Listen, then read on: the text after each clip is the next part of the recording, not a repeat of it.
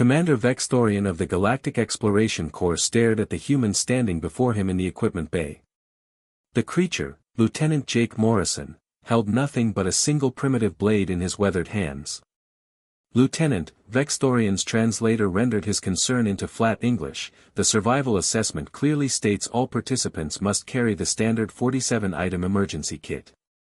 We're exploring Kepler 442b. Class 4 Death World. Jake looked down at his knife, then back at the insectoid commander. Yeah, I got the memo. This should cover it. Vextorian's mandibles clicked in what his species considered profound distress.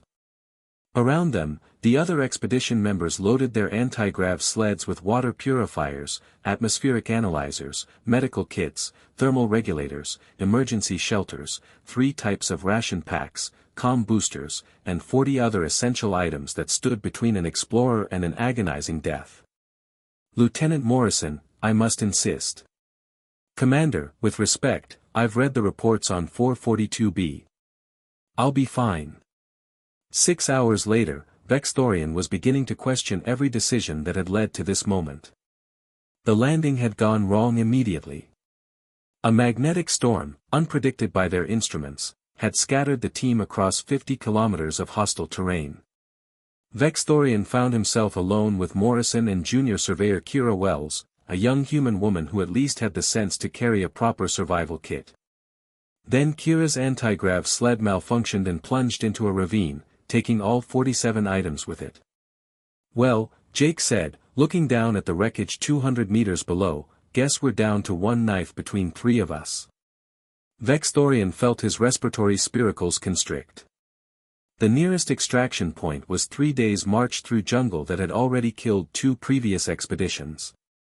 He activated his emergency beacon, but the magnetic interference meant rescue was uncertain at best. We're going to die, he whispered.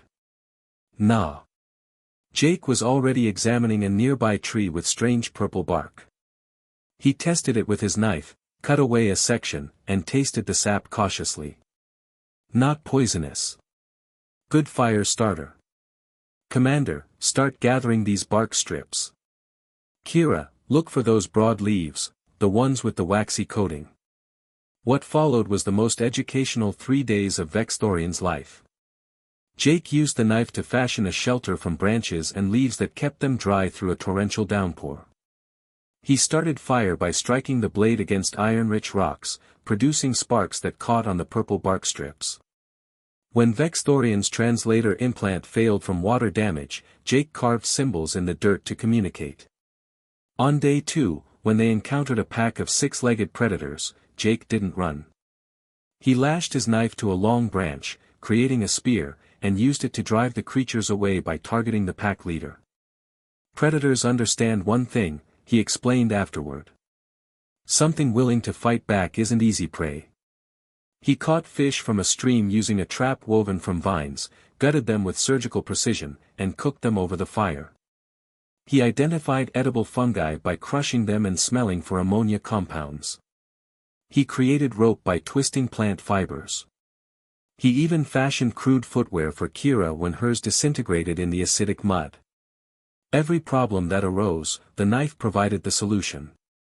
It was shovel, hammer, saw, scissors, and weapon. In Jake's hands, it became 47 tools in one. On the 3rd evening, as they sat around the fire eating grilled tubers Jake had dug up, Vextorian finally asked the question that had been haunting him. How? How does your species know these things? Jake looked up from sharpening his knife on a smooth stone. Know what things? Survival. Adaptation. Making tools from nothing. My people, we evolved on a paradise world. Abundant resources, mild climate, few predators. We developed intelligence to organize society, not to fight nature. Most spacefaring species followed similar paths. But humans. He gestured at their shelter, their fire, their full stomachs. You came from hell and learned to master it. Jake was quiet for a moment, staring into the flames. Earth wasn't always kind to us, Commander. Ice ages, droughts, famines, predators that could tear us apart. We didn't have claws or armor or poison. Just big brains and stubborn hearts. So we learned. We watched which plants animals ate. We figured out fire. We chipped rocks into blades. Every generation passed down what worked, and we built on it. He held up the knife, firelight dancing on its edge. This isn't just a tool. It's 10,000 generations of humans learning how to refuse to die. My grandfather taught me wilderness survival. His grandfather taught him. Going back and back, all the way to the first person who figured out a sharp rock could change everything. Kira nodded. We're persistence hunters, Commander.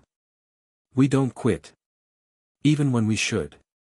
Especially when we should, Jake corrected with a grin. The next morning, the rescue shuttle found them well-fed, sheltered, and in better condition than the rescue team had dared hope. When they returned to the ship, the story spread quickly. The human who brought a knife to a death world and walked out smiling. Commander Vexthorian filed his report that evening. In the section asking for equipment recommendations for future missions, he wrote, Standard 47-item survival kit remains mandatory for all non-human personnel. For human personnel, recommend minimum 1 quality knife. They'll figure out the rest. They always do. He paused, then added a final note, humans don't conquer death worlds because they're stronger or tougher than the rest of us.